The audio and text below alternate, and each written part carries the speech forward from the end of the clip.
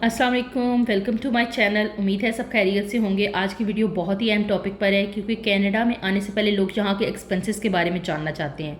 क्योंकि अभी मुझे यहाँ आए हुए तकरीबन 2 माह हो गए हैं, तो मैं आपको इस बारे में बता सकती हूँ। पहले महीने के बारे में तो अंदाज़ा नहीं कर सकते क्योंकि फ़र्स्ट मंथ में हर इंसान की अपनी अपनी डिफरेंट सेटलमेंट के लिए अखराजात होते हैं। तो लेकिन अब सेकंड माह में मुझे अंदाज़ा हो गया है कि कनाडा में अगर फॉर 4 पर्सन्स फैमिली है, 2 किड्स और 2 अडल्ट हैं, तो उसका कितना खर्चा आता है। कुछ राउंड अबाउट मैं आपको अंदाज़ा बता सकती हूँ। कुछ एक्सपेंसेस आपके थोड़े बहुत जगह के लिहाज से डिफरेंट हो सकते हैं, जैसे घर का रेंट हो गया, मोबाइल बिल हो गया, वाईफाई कनेक्शन का बिल हो गया, ट्रांसपोर्टेशन होगी। ये तमाम अखराजात आपके ऊपर भी डिपेंड करते हैं कि आप कितना खर्च करना चाहते हैं और कितना बचा सकते हैं। सबसे पहला जो बड़ा खर्च है वो इन वैंकूवर, वो घर का रेंट है। और आपको मैं वैंकूवर का बता रही हूँ जहाँ मैं रहती हूँ। लेकिन एक बात वाज़ह कर दूँ कि मेरे बच्चे छोटे हैं, अभी उन्हें अलहदा रूम की ज़रूरत नहीं है। लेकिन मीन्स हमें 2 बेड अपार्टमेंट की ज़रूरत नहीं है। लेकिन बहुत स्ट्रगल की कि स्टूडियो अपार्टमेंट या 1 बेड अपार्टमेंट हमें मिल जाए। लेकिन हमें 1 बेड अपार्टमेंट, ऐसा नहीं कि मेरे हस्बैंड ने विज़िट नहीं किए, बहुत अच्छे थे, हमें पसंद भी आए, लेकिन ऑनर्स नहीं माने। यहाँ पे 4 लोग वो बच्चों को भी जो है ना मतलब पर्सनस कंसिडर करते हैं कि अगर 4 लोग हैं तो आपको 2 बेड रूम्स ही आपकी ज़रूरत है।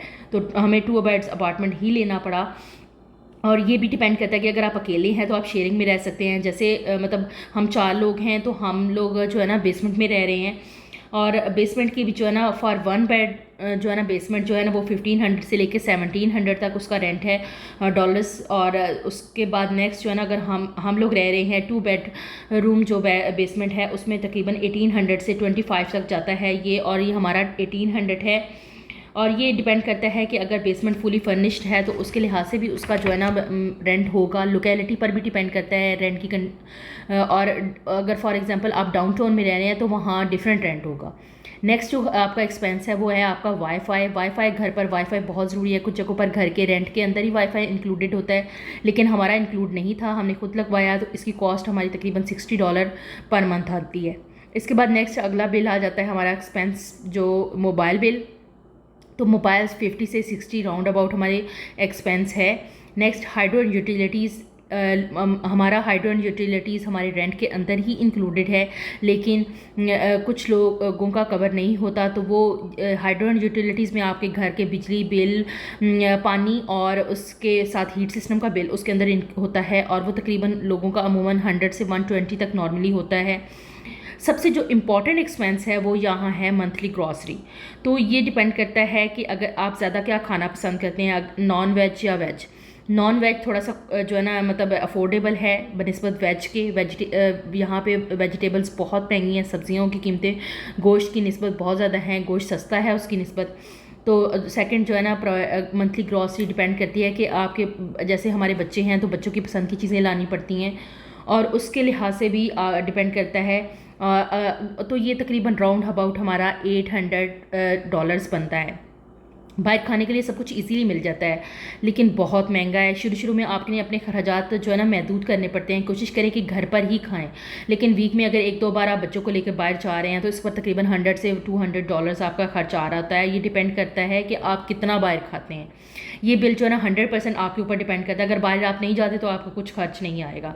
नेक्स्ट है आपका ट्रांसपोर्टेशन। यहाँ पे बसेस अवेलेबल हैं, लोग अवेल करते हैं, लेकिन और गूगल्स के ऊपर जो है ना बसेस की टाइम्स शो हो रहे होते हैं कि कौन सी बस किस टाइम पर आएगी। बसेस के लिए सबसे जो ईजी वे है वो है आप अपने किसी भी शॉप पर ड्रग मार्ट से जो है ना आप कार्ड परचेज़ कर लें। उसका फ़ायदा ये होता है कि अगर आप कैश से जो है ना पेमेंट करते हैं तो वो थोड़ा सा कॉस्टली हो जाता है बनस्बत जो है ना आप कार्ड को यूज़ करें। कार्ड को यूज़ करने से ये होता है कि आप डेली तकरीबन $1 या $1.5 आप इजीली बचा सकते हैं।